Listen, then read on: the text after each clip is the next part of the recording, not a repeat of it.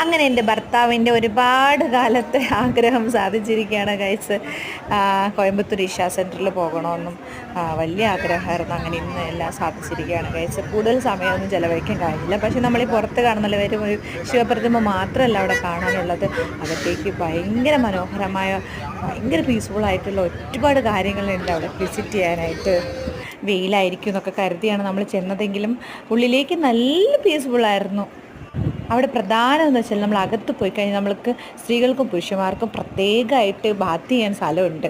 അതും എനിക്ക് വളരെ ഡിവൈനായിട്ട് വളരെ നീറ്റായിട്ട്. അകത്തേക്ക് മൊബൈൽ ഫോണൊന്നും അലവല്ല, അതൊക്കെ നമ്മൾ പുറത്ത് വെക്കണം.